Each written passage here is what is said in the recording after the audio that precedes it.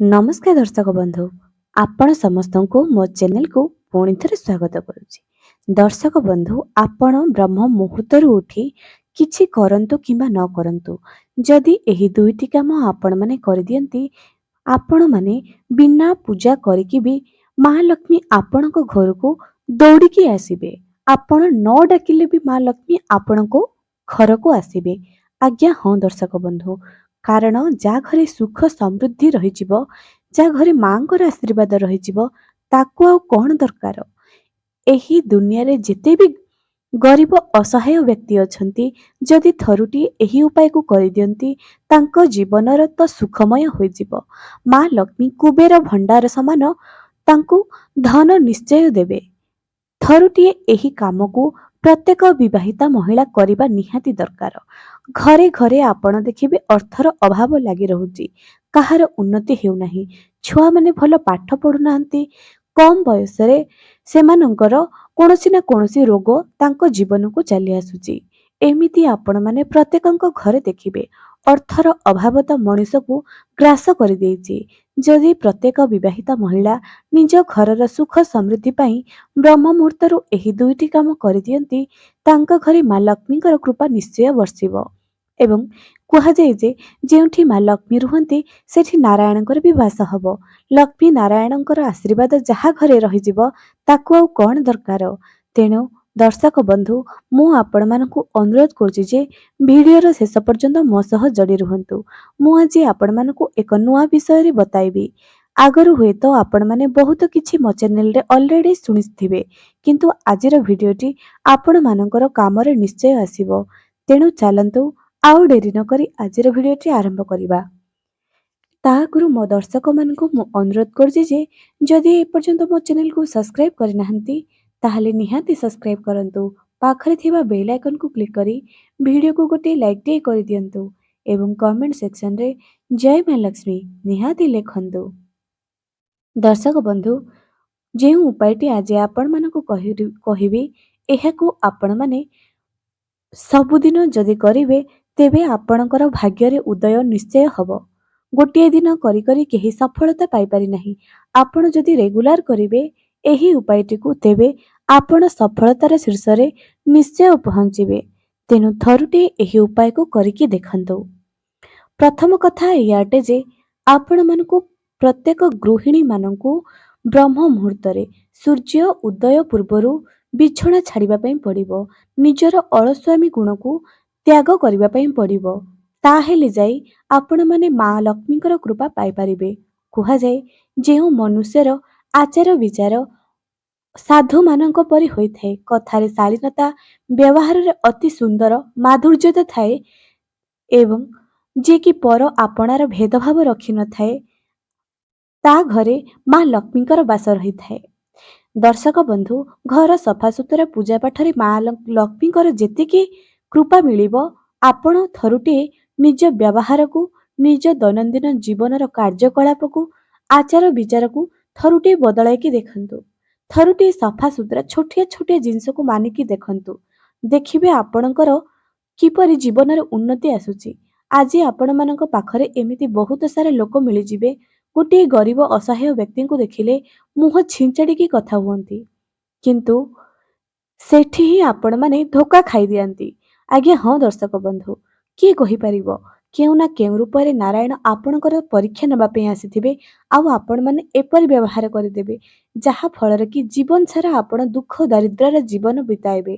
କହିବା କଥା ଏଇଆ ଯେ ଆପଣଙ୍କର ଯେତିକି ସାହାଯ୍ୟ ଆସୁଛି ସେତିକିରେ ସାହାଯ୍ୟ ନିଶ୍ଚୟ କରନ୍ତୁ। ଆପଣ ଗୋଟିଏ ଟଙ୍କା ସାହାଯ୍ୟ କଲେ 10 ଟଙ୍କା ପାଇବେ। ଥରୁଟିଏ କରିକି ଦେଖନ୍ତୁ। ଆପଣଙ୍କର ପ୍ରଥମ ଉପାୟ ଆଜିର ଏଇଆ ଯେ ପ୍ରତି ବ୍ୟକ୍ତି ବିଶେଷ ନିଜ ଆୟର ଯେତେ ବି ଟଙ୍କା ଆପଣମାନେ ପାଉଛନ୍ତି, 10 ଟଙ୍କା ହଉ ପଛେ ଗୋଟିଏ ଗରିବ ବ୍ୟକ୍ତିକୁ ଦବା ପ୍ରାରମ୍ଭ କରିଦିଅନ୍ତୁ ଏବଂ ଆଉ 10 ଟଙ୍କା ମନ୍ଦିରର ହୁଣ୍ଡିରେ ପକାଇବା ଆରମ୍ଭ କରିଦିଅନ୍ତୁ। ଥରୁଟିଏ ଏହି ଉପାୟକୁ କରନ୍ତୁ। ଏବେ ବ୍ରହ୍ମ ମୁହୂର୍ତ୍ତ ସକାଳ 3ଟାରୁ 5ଟା ଭିତରେ ଦେବୀ ଦେବତା ଏହି ଧରା ପୃଷ୍ଠରେ ଅବତରଣ କରିଥାନ୍ତି। ପ୍ରତ୍ୟେକଙ୍କ ଗୃହକୁ ଯାଇଥାନ୍ତି। ପ୍ରତ୍ୟେକଙ୍କ ଘରକୁ ଅଲକ୍ଷ୍ମୀ ନୁହଁ, ସକାଳ ସମୟରେ ପ୍ରଥମେ ଲକ୍ଷ୍ମୀ ଯାଆନ୍ତି। ସେ ଯାଇକରି ଦେଖିକି ଆସନ୍ତି ଏ ଘରଟି ମୋ ପାଇଁ ଯୋଗ୍ୟ କି ନୁହଁ, ଏ ଘରେ ମୁଁ ସ୍ଥାୟୀ ଭାବରେ ବାସ କରିବି କି ନାହିଁ। ଯଦି ମା ଲକ୍ଷ୍ମୀ ସକାଳ ଆମ ଘରକୁ ଆସି ଆମ ଘରର ସାଜସଜ୍ଜା ସୁନ୍ଦରକୁ ଦେଖି ତାଙ୍କର ପସନ୍ଦ ନ ଆସୁଛି, ତେବେ ସେ ସେହି ଗୃହ ତ୍ୟାଗ କରିଦିଅନ୍ତି ଏବଂ ସେହି ଘରକୁ ଆସିଥାନ୍ତି ଅଲକ୍ଷ୍ମୀ। ହଁ ଆଜ୍ଞା, ପ୍ରତ୍ୟେକଙ୍କ ଘରକୁ ମୁଖ୍ୟ ଦ୍ୱାରକୁ ପ୍ରଥମେ ଲକ୍ଷ୍ମୀ ଏବଂ ଅଲକ୍ଷ୍ମୀ ଆସିଥାନ୍ତି।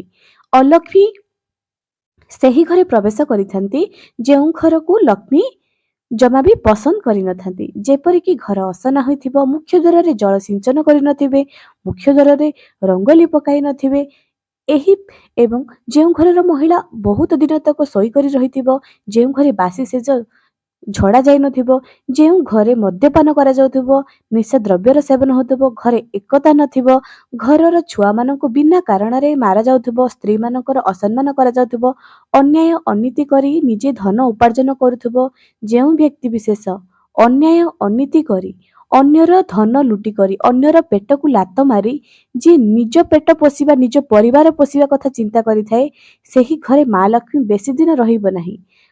କିଛି ସମୟ ପର୍ଯ୍ୟନ୍ତ ଆମେ ଅର୍ଥ ଉପାର୍ଜନ କରିପାରିବା, କିନ୍ତୁ ପୁରା ଦୀର୍ଘ ସମୟ ପର୍ଯ୍ୟନ୍ତ ନୁହଁ।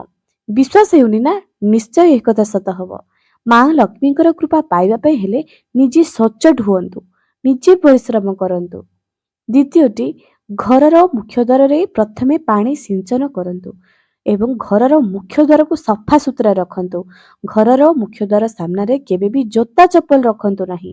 ଜୋତା ଚପଲ ଆପଣମାନେ ରଖିବେ, ସକାଳୁ ଉଠୁ ଉଠୁ ଯେଉଁ ବ୍ୟକ୍ତି ଜୋତା ଚପଲକୁ ଦେଖିଥାଏ, ସେହି ବ୍ୟକ୍ତିର ଗରିବୀ କେବେ ବି ସେହି ଘରୁ ଦୂର ହୋଇନଥାଏ। ତେଣୁ ମୁଖ୍ୟ ଦ୍ୱାର ସାମ୍ନାରେ କେବେ ବି ଜୋତା ଚପଲକୁ ରଖିବେ ନାହିଁ।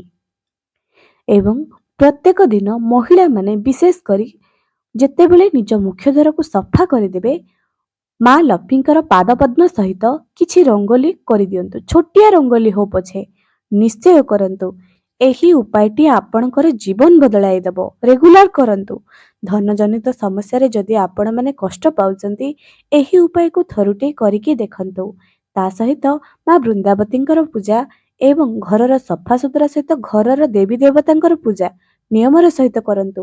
ଘରର ପ୍ରତ୍ୟେକ ସଦସ୍ୟଙ୍କର ମନ ଚିହ୍ନି ଖାଦ୍ୟ ଦିଅନ୍ତୁ। ଆଜି ଆଉ ଗୋଟେ କଥା, ଆପଣଙ୍କର ପୂଜାର ସମୟ ଅଛି, କିନ୍ତୁ ଘରେ ବହୁତ ଲୋକ ଭୋକିଲା ଅଛନ୍ତି। ଘରର ଲୋକମାନଙ୍କୁ ଭୋକିଲା ରଖି ଯଦି ଆପଣ ପୂଜା ପାଠରେ ଲାଗିବେ, ସେହି ପୂଜାକୁ ଈଶ୍ୱର ସ୍ୱୀକାର କରନ୍ତିନି। ପୂଜା ଲେଟ୍ ହଉ ପଛେ ପ୍ରଥମେ ଘର ଲୋକଙ୍କ କଥା ଦେଖନ୍ତୁ। ଆଜ୍ଞା ହଁ ଦର୍ଶକ ବନ୍ଧୁ, ଘରେ ଛୁଆ କାନ୍ଦୁଥିବ, ବୟସ୍କ ଶାଶୁ ଶ୍ୱଶୁରଙ୍କର ଭୋକ ଲାଗୁଥିବ, ଆପଣ ପୂଜାରେ ବସିବେ, ଏହା କେତେ ଦୂର ଯଥାର୍ଥ ଲାଗୁଛି? ପ୍ରଥମେ ନିଜର ବାପା ମା ନିଜ ଛୁଆମାନଙ୍କୁ ନିଜ ସ୍ୱାମୀଙ୍କର ଉତ୍ତମ ଯତ୍ନ ନିଅନ୍ତୁ, ତାପରେ ପୂଜାରେ ଲାଗିବେ। କର୍ମ କରନ୍ତୁ, ଫଳ ଈଶ୍ୱର ନିଶ୍ଚୟ ଦେବେ। ଆଜ୍ଞା, ଆଜି ହୁଏତ ଦୁଃଖର ଦିନ ଆସିପାରେ, କାଲିକି ସୁଖ ନିଶ୍ଚୟ ତୁମ ଭାଗ୍ୟରେ ଆସିବ, କିନ୍ତୁ କର୍ମ କରନ୍ତୁ। ଆଜ୍ଞା, ଚାକିରି ବାକିରି ସହିତ ଆପଣମାନେ ଯେଉଁ ଲକ୍ଷ୍ମୀ ପ୍ରାପ୍ତିର ଉପାୟ ମୋ ଭିଡ଼ିଓରେ ଆପଣମାନେ ଦେଖୁଛନ୍ତି, ଥରୁଟିଏ କରନ୍ତୁ, ନିଶ୍ଚୟ ଆପଣଙ୍କର ଭାଗ୍ୟରେ ଉଦୟ ହେବ। ଏବେ ବ୍ରହ୍ମ ମୁହୂର୍ତ୍ତର ଆଉ ଗୋଟିଏ କଥା, ଯଦି ଆପଣମାନଙ୍କ ପାଖରେ ସମ୍ଭବ ହେଉଛି, ସ୍ନାନ କରନ୍ତୁ। ବିଶେଷ କରି ବିବାହିତା ମହିଳାମାନେ ସକାଳ 8ଟା ପରେ ଯଦି ସ୍ନାନ କରନ୍ତି, ତାଙ୍କ ସ୍ୱାମୀଙ୍କର ଅମଙ୍ଗଳ ହୁଏ ବୋଲି କୁହାଯାଏ। କେବେ ବି 6ଟା ପରେ ଶୋଇକରି ରୁହନ୍ତୁ ନାହିଁ ଏବଂ ମାସିକ ଧର୍ମ ସମୟରେ ସଫା ସୁତୁରା ରୁହନ୍ତୁ। ମହିଳାମାନେ ମାସିକ ଧର୍ମ ସମୟରେ କେବେ ବି ଗଛପତ୍ରକୁ ସ୍ପର୍ଶ କରିବେ ନାହିଁ। ଯଦି ଆପଣମାନେ ଗଛପତ୍ରକୁ ସ୍ପର୍ଶ କରିବେ, ସେ ଯେଉଁ ଅଭିଶାପ ଦେବେ ଆପଣଙ୍କର ଜୀବନରେ ପଡ଼ିଯିବ, ଯାହାକି ସ୍ୱାମୀଙ୍କ ଉପରେ ହିଁ ପଡ଼ିବ। ଆପଣଙ୍କ ଘରକୁ ଦୁଃଖ ଦରିଦ୍ର ଆସିବ ଏବଂ ଆପଣଙ୍କ ଘରର ମୁଖ୍ୟ ଦ୍ୱାରରେ ସ୍ୱାସ୍ତିକ ଅଙ୍କନ କରନ୍ତୁ। ଘରର ମୁଖ୍ୟ ଦ୍ୱାରରେ ତୋରଣ ଲଗାନ୍ତୁ। ଘରର ମୁଖ୍ୟ ଦ୍ୱାର ଯେତେ ଆଟ୍ରାକ୍ଟିଭ ହେବ, ଯେତେ ସୁନ୍ଦର ହେବ, ମା ଲକ୍ଷ୍ମୀଙ୍କର କୃପା ଆପଣଙ୍କ ଉପରକୁ ନିଶ୍ଚୟ ଆସିବ। ସେ ଆପଣଙ୍କ ଘରକୁ ଯେତେବେଳେ ଆସିବେ, ଆପଣଙ୍କ ଘରର ମାହୋଲ ବଦଳିଯିବ। ଆପଣମାନେ ୟାର ଭିଡ଼ିଓ ବି ମୋ ଚ୍ୟାନେଲରେ ଅଲରେଡ଼ି ପାଇସାରିବେ। ମା ଲକ୍ଷ୍ମୀ ଆପଣଙ୍କ ଘରକୁ ଆସିଲେ ଆପଣମାନଙ୍କୁ କେଉଁ ସଂକେତ ଦେଇଥାନ୍ତି? ହଁ ଆଜ୍ଞା, ଭାଗ୍ୟ ଉଦୟ ହେବା ଆଗରୁ ଏହି ସବୁ ସଂକେତ ଦେଇଥାନ୍ତି। ମାଙ୍କର କୃପା ଆପଣଙ୍କ ଉପରେ ସବୁବେଳେ ରହିଥାଉ। ତେଣୁ ବ୍ରହ୍ମ ମୁହୂର୍ତ୍ତରୁ ଉଠି ଘରର ମୁଖ୍ୟ ଦ୍ୱାରରେ ପାଣି ସିଞ୍ଚନ କରିବା ଏବଂ ରଙ୍ଗୋଲି ପକାଇବାକୁ ଜମା ବି ଭୁଲନ୍ତୁ ନାହିଁ। ମୁଖ୍ୟ ଦ୍ୱାରକୁ ଯେତେ ଆଟ୍ରାକ୍ଟିଭ କରିବେ, ଏହା ସେତେ ସୁନ୍ଦର ହୋଇ ରହିବ। ମୁଖ୍ୟ ଦ୍ୱାର ସାମ୍ନାରେ କେବେ ବି କଣ୍ଟା ଜାତୀୟ ବୃକ୍ଷ ଲଗାଇବେ ନାହିଁ। ଦର୍ଶକ ବନ୍ଧୁ, ଆଜି ପାଇଁ ରହିଲି। ପୁଣି ଦେଖାହେବ ଆଗାମୀ ଏକ ସୁନ୍ଦର ଭିଡ଼ିଓରେ।